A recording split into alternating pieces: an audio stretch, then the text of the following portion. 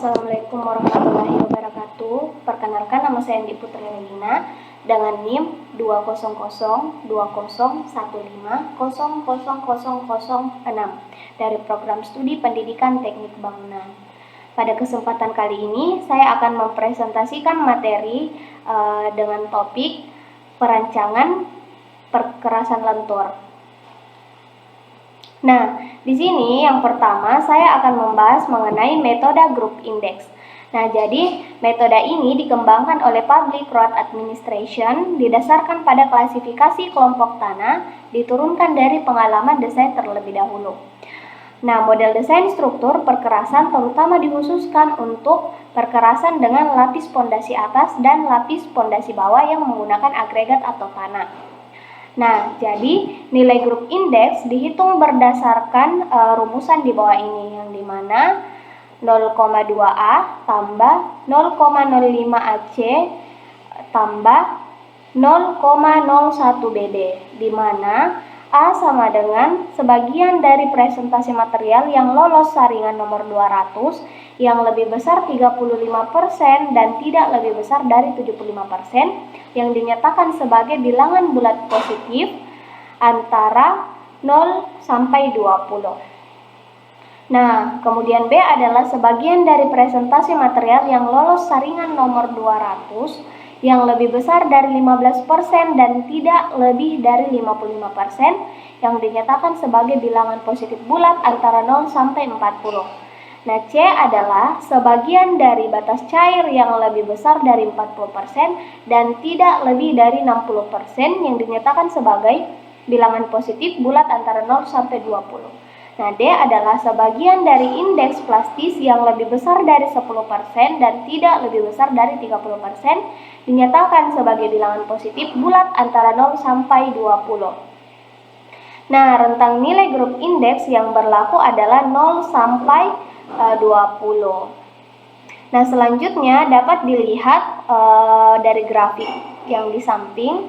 Dapat kita lihat bahwa tebal lapis pondasi bawah yang diperlukan adalah 20 cm untuk intensitas lalu lintas dengan LHR 750 di atas garis A. A didapat 30 cm. Ini berarti tebal perkerasan lapis pondasi atas dan permukaan adalah 30 cm. Dapat diambil LPA 20 cm dan lapis permukaan 10 cm. Nah, metode group index ini sangat sederhana, di mana cukup dengan mencari pengelompokan tanah berdasarkan grup indeks. Menggunakan peralatan biasa, mekanika tanah yang banyak berada di laboratorium. Dan beban lalu lintas pun cukup diwakili perkiraan volume, tanpa memperhatikan berat dan komposisi kendaraan. Jadi asumsi masa layan adalah 20 tahun dan beban lalu lintas merupakan beban rata-rata selama 20 tahun. Nah, selanjutnya adapun kekurangan dari metode ini, yaitu yang pertama, gambaran angka grup indeks tidak mencerminkan perilaku tanah dasar dalam menerima beban lalu lintas. Yang kedua, berat maupun komposisi kendaraan dan konfigurasinya tidak disinggung sama sekali, padahal faktor-faktor ini sangat menentukan kerusakan perkerasan. Yang ketiga, tidak memperhitungkan komposisi lapisan perkerasan dan kualitasnya. Yang keempat, tidak memperhitungkan faktor lingkungan seperti temperatur, curah hujan, dan geometrik jalan. Yang kelima, parameter kerusakan struktur perkerasan tidak terukur. Nah, selanjutnya saya akan membahas mengenai metode CBR. Metode ini paling banyak dipakai untuk perencanaan perkerasan lentur, di mana pada awalnya dikembangkan oleh California Division for Highway. Kemudian baru ditindaklanjuti oleh Army Corps of Engineers dan umumnya diadopsi oleh banyak negara di dunia. Metode ini didasarkan hasil empiris oleh California State Highway Department dengan mengacu pada nilai CBR atau California Bearing Ratio. Pemeriksaan CBR dalam hal ini dilakukan terhadap tanah dasar, dapat dilakukan di laboratorium atau di lapangan. Nilai CBR adalah perbandingan antara beban penetrasi suatu bahan terhadap bahan standar dengan kedalaman dan kecepatan penetrasi yang sama.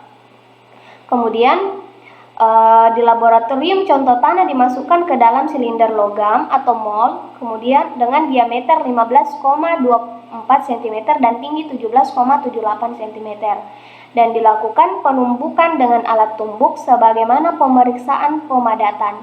Sesudah penumbukan, cetakan ini ditempatkan pada mesin penetrasi kapasitas 4,45 ton dengan kecepatan penetrasi sebesar 1,27 mm per menit. Nah, pembacaan pembebanan dilakukan pada serangkaian penetrasi mulai dari 0,0125 sampai 0,50. Nah, bila mana disyaratkan contoh dalam kondisi rendaman, contoh di dalam silinder logam direndam selama 96 jam baru dilakukan tes. Nilai CBR dinyatakan dalam presentasi beban yang menyebabkan penetrasi 2,5 mm atau 5 mm terhadap beban standar. Nah, di mana penetrasi 0,10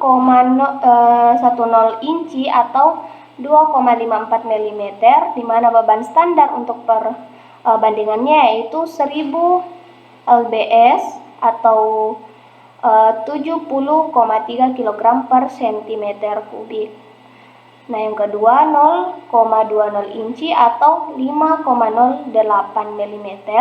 Beban standar untuk perbandingannya adalah 1500 lbs atau inci atau 0,54 kg per cm kubik.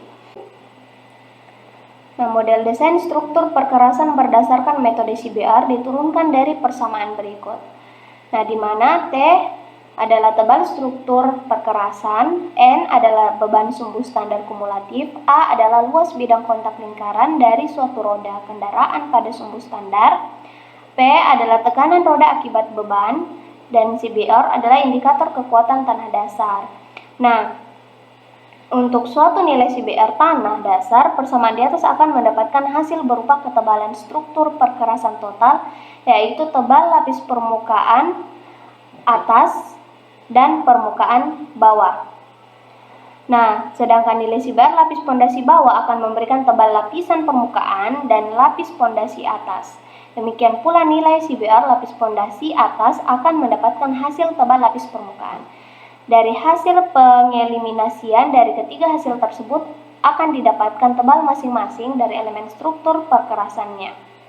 Hasil turunan dari persamaan di atas dijabarkan dalam bentuk grafik.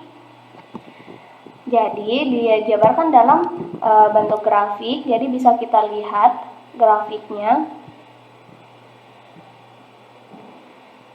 Nah, kemudian selanjutnya keuntungan metode CBR. Jadi keuntungan menggunakan metode CBR ini adalah satu, digunakan di mana-mana oleh banyak orang, kemudian prosedur cukup mudah, kemudian dapat dilaksanakan di laboratorium maupun di lapangan, kekuatan lapis perkerasan lama dapat dievaluasi, sudah memperhitungkan berat kendaraan, konfigurasi kendaraan, dan konfigurasi sumbu, dan dapat menghasilkan komposisi lapisan perkerasan dan kualitas bahannya.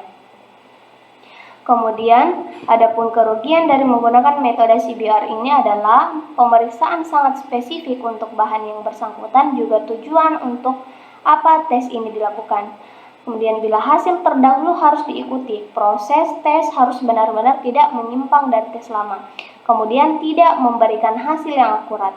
Bila ada material kasar, hasil yang didapat sangat sensitif terhadap perubahan kepadatan. Metode tidak memperhitungkan faktor lingkungan dan parameter kerusakan struktur perkerasan tidak dapat langsung diketahui.